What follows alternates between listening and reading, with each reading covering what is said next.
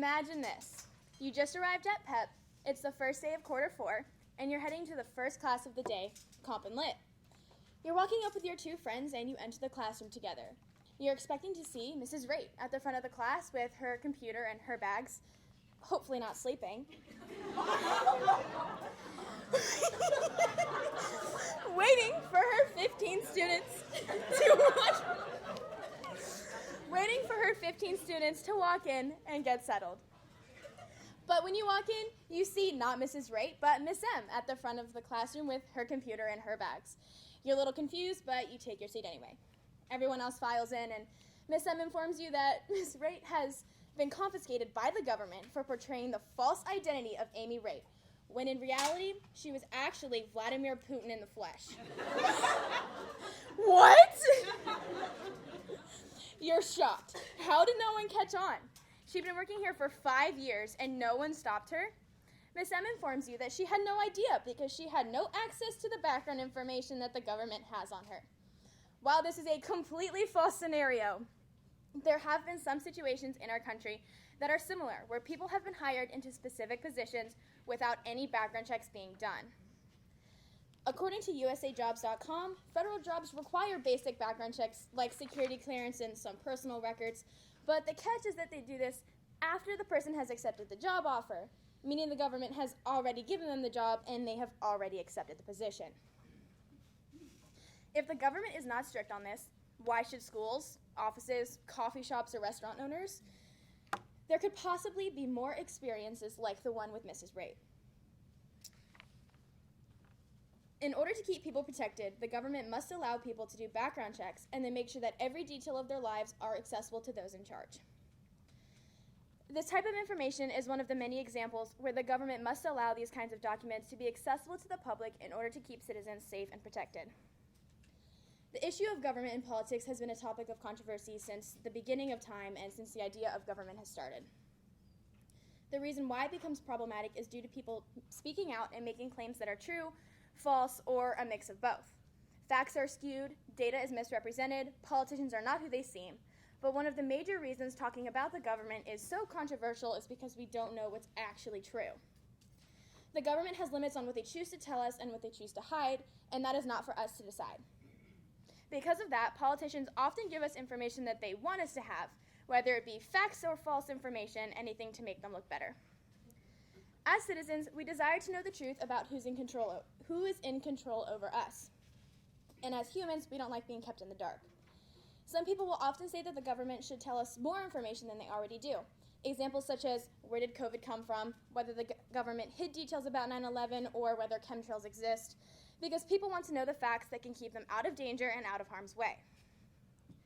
People want to know these statistics and they want them now. However, on the other side of the argument, people will say that the government should not reveal as much information as they do. Examples such as where we stand in our involvement with the Middle East, medical documents that are easily accessible on past serial killers or famous celebrities. No one wants to be a potential candidate for their personal medical files to be released to the public. I'm not saying you're going to become a serial killer, but that's one of the many options for a lifetime career. Both of these arguments are entirely valid, and I would say I stand somewhere in the middle, and you might too, and that's okay. The government should be receptive to what its citizens want, more information revealed or less information revealed.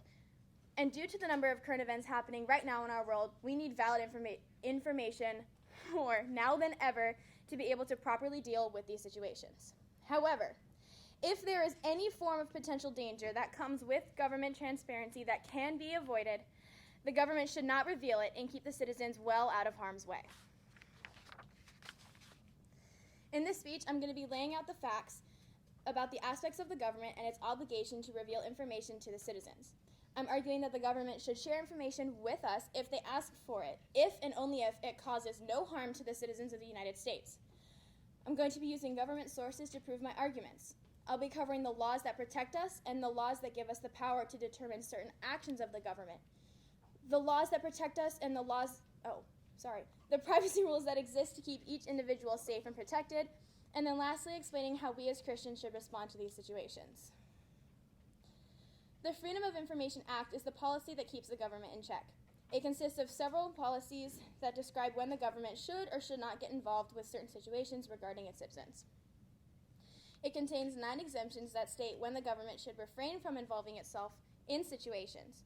Lamaya Agarwala writes in the American Civil Liberties Union Journal that this act requires the government to disclose information to the public upon request, unless such information falls within one of 9 narrow exemptions. Agarwala describes a situation at a grocery store where a reporter from South Dakota requested the USDA, the United States Department of Agriculture, to verify the funds that people have donated to a grocery store that were being sent to low-income families. The USDA refused to let this person have the information and used Exemption 4, which protects the trade secrets and commercial or financial information, to say no. After a trial, the judge claimed that it did not, in fact, go against the exemption, and therefore the USDA was required to share this information since it caused no harm to anyone.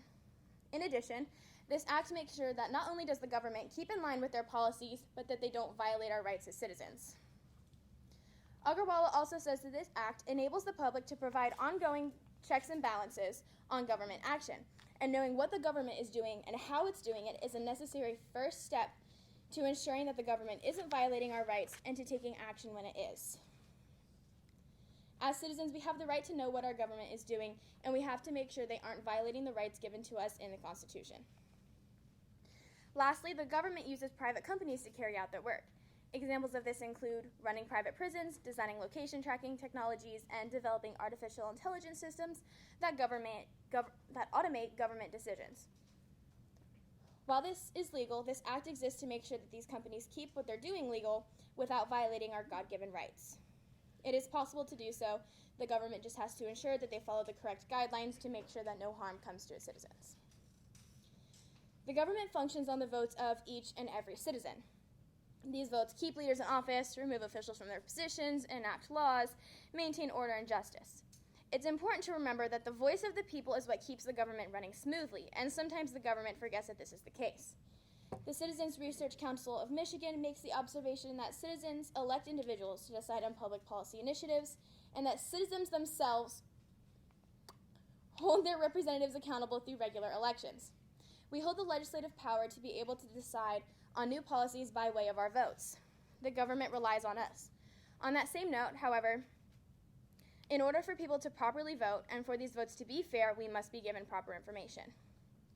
With the election of 2020, there were protest after protest due to the belief that the votes were unfair because of the amount of wrong or fishy ballots. If this happened 2 years ago, what's to say it won't happen again in 2024? This same council says that voters need to be equipped with complete information on ballot questions to ensure efficient, accountable, and economical government. If false information is given, these elections will not be fair, causing instability. We also have the power to be able to change these officials. Yes, we elect them into their positions, but we can just as easily remove them. The government has to keep this in mind as they enact orders, and if they do something that the majority of citizens protest against, they should attempt to appease them.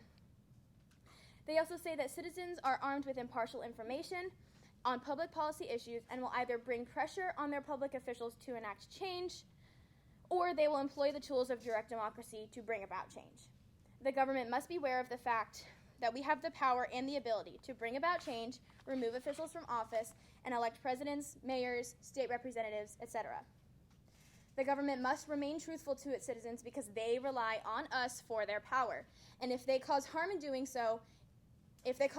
in doing so, it will ensure a properly functioning government. Now, turning the focus from the government as a whole to the individual yourself, we see that personal information that's available to the public puts the individual themselves in danger. People have legal obligations to privacy, and there are over 600 laws that protect them. As citizens, we have to be careful what we ask the government for in regards to an individual, because that can place people in danger. According to Stimel Law's article called The Legal Right to Privacy, each and every person possesses rights to live and to act without interference from the government, so long as society is protected from unreasonable acts. The government does not view personal security as a joke, and each law that protects the individual's privacy has sub-laws, and each sub-law has sub-sub-laws, and so on and so forth. It's a right for the people to be able to go out and live their lives without danger of their information being watched, followed, leaked, or revealed. The dangerous part is that if people do get what they want, information accessible to them, personal information becomes leaked and personal privacy is at risk. This includes medical bills, hospital records, social security and driver's license numbers, your school records, and credit card records. If people can find out the address of someone via hacking or deep searches on the web, what's to stop them from finding personal information that could potentially destroy your future? The same article also says that the right of privacy is most simply the right of a person to be let alone, to be free from unwarranted publicity, and to live without unwarranted interference by the public in matters with which the public is not necessarily concerned.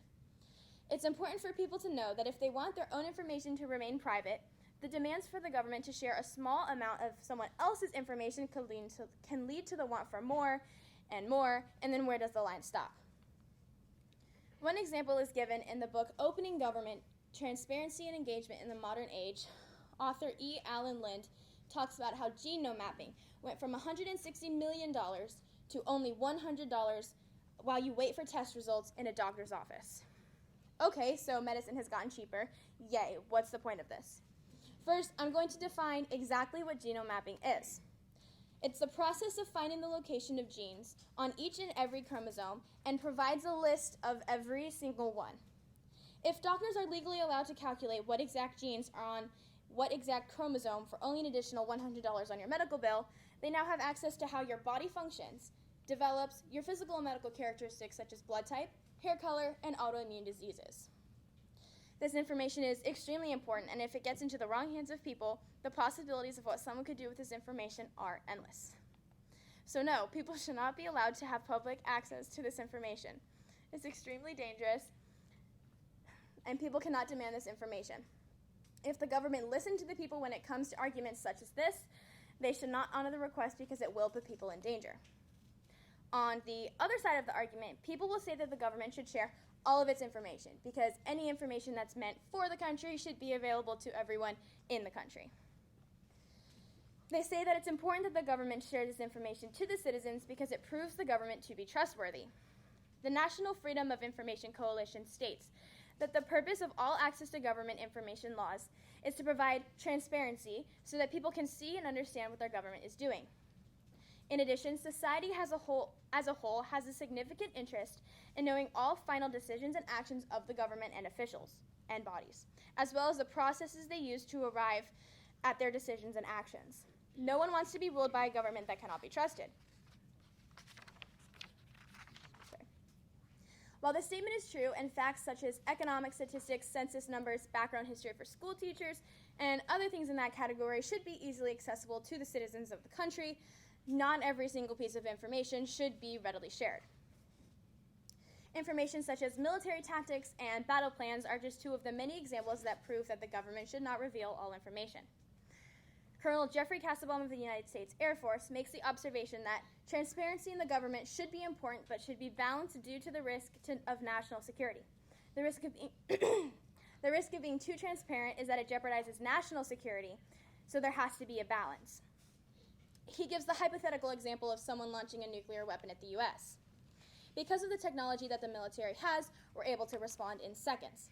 However, if there's an inspection and they find a flaw in the software, such as a security breach or a cyber leak, now the information of this nuclear launch is wrong or delayed, and the military cannot respond in a timely manner.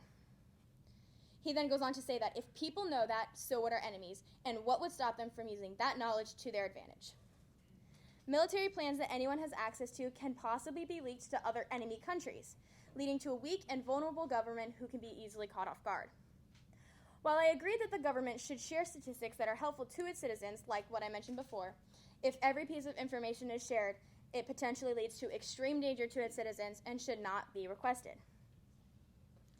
Now that I've laid out my points and hopefully you're all on the same page, how do we as Christians respond to this? While yes, we're commanded repeatedly to obey our government and our authorities, this problem goes much deeper than that. I'm sure all of you could probably be able to recognize Romans 13:1, which says, "Let every person be subject to governing authorities, for there's no authority except from God, and those that exist have been instituted by God." That is a very common verse and a very true verse, and we as Christians should strive to obey that. However, when it comes to not only national but personal security and privacy, we have to be on guard and make sure we do so while still honoring the Lord. 1 Thessalonians 4:11-12 says that we should aspire to live quietly, to mind your own affairs, and to work with your own hands, as we instructed you, so that you may walk properly before outsiders and be dependent on no one. In context, this verse is talking about living lives pleasing to God. This command is clear that we should not meddle with anyone else's business, to keep to ourselves and make sure we lead a godly life and are a light to those around us. When a law is made and you don't agree with it, we're in no place to judge the government, demand change, and then throw a fit when we don't get it. Titus 3:9 commands us to avoid foolish controversies, genealogies, dissensions, and quarrels about the law, for they're unprofitable and worthless. When we start an argument with someone or create a conspiracy theory about what the government says, it's a worthless argument. Going on to verses 10 through 11, it says, "As for a person who stirs up division, after warning him once and then twice, have nothing more to do with him, knowing that such a person is warped and sinful, he is self-condemned." People who start quarrels about whether the government should reveal more information or less information should be avoided because they're not honoring the Lord. They're causing dissension and fights and not bringing people closer to God. We're told to obey our authorities, not meddle with others' affairs, and not cause arguments. If we have reason to believe that the government is holding back information, we can disagree and suggest change in a respectful way, but we're not supposed to demand for it. So be mindful when you want something to change. And make sure you act upon it accordingly. On September 11th, 2001, American Airlines flight number 77 was hijacked and crashed into the Pentagon at 9:37 a.m., killing all 64 passengers on the plane and 164 federal workers inside the Pentagon. On September 11th, 2001, two American Airlines Boeing 747 planes were hijacked and crashed into the World Trade Center, one after the other, killing 2,726 people. On September 11th, 2001, United Flight 93 was hijacked after taking off for California and crashed in western Pennsylvania at 10:10 a.m. at a speed of 500 miles an hour, killing all 44 passengers on the plane. 2,996 people died during these events, including 19 terrorist hijackers and citizens of 78 different countries. Because of these attacks, the U.S. government created the Department of Homeland Security, monitoring our borders and other terrorist attacks. While these events are indescribably horrible and brutal, the question still remains: did the U.S. government know about these attacks before they happened? If the government knew about them, were they obligated to share that information with the citizens and potentially cause nationwide panic? These are the questions we must ask ourselves before completely trusting everything the government says and does. Would telling us have prevented the attacks? Probably not, but the number of deaths most definitely would have decreased. We must be self-aware of these possibilities and ask questions daily about what the government tells us. Thank you.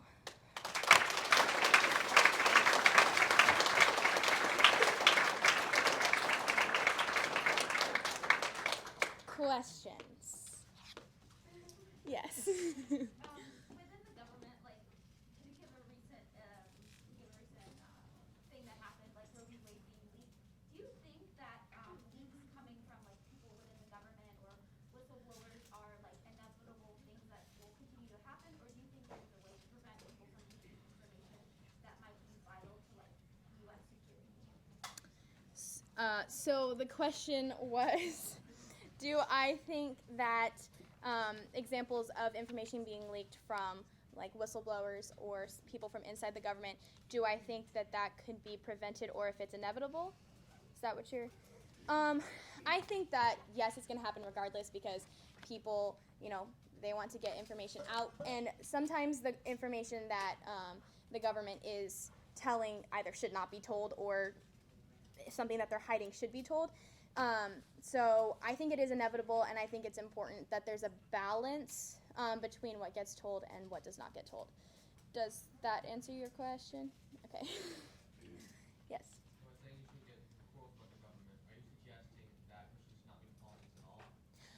So the question was, I said that we should not get into quarrels about the government, and so are you saying that we should not get involved with politics at all? No, I'm saying that if you have something that you disagree with about the government or something that you want to change, we cannot go and start debates about it with another person because it's not going to go anywhere. Nothing's going to change simply from two people fighting. So no, I do think we can be involved with politics, but I think when we start fights about it that aren't going to go anywhere, then it's a pointless argument. Okay. We have an online question from our senior who's out today, Joseph Stansel. Those of you who were here for all of the speeches will understand this more, but he got creative. So bear with me here.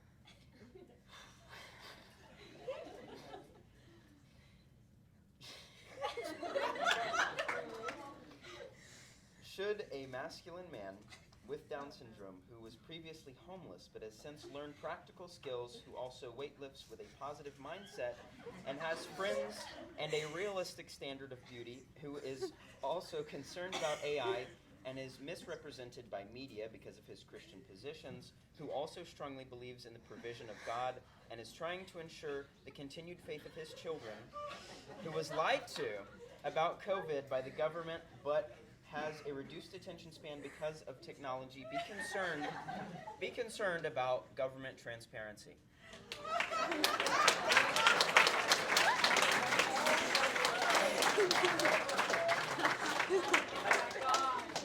So the question was, should a masculine man, no, I'm not going to repeat it. Yes.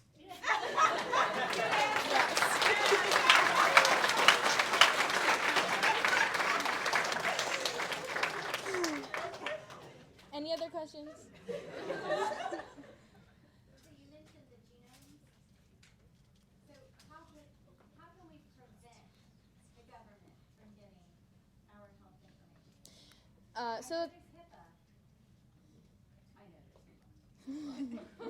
So the question was talking about genome mapping and how can the government keep that, or how can we keep it from going to the government, that information?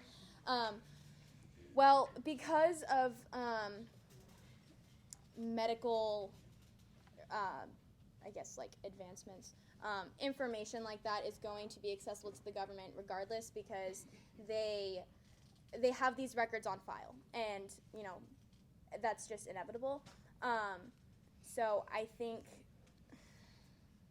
I'm not really 100% sure on how they can keep that kind of information from being handled, but I think the more the problematic part of it is when it gets leaked to the individual outside of the government who now has access to all of this information. Does that answer your question? Okay. All right. Thank you.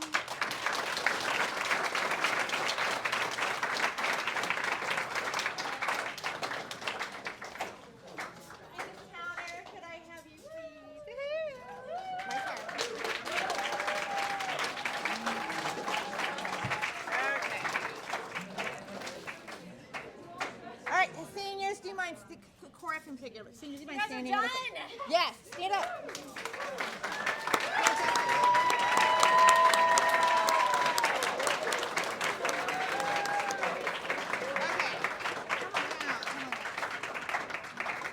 I just want to say a special thank you to Mrs. Towner. She has put in over and above countless hours. I don't know.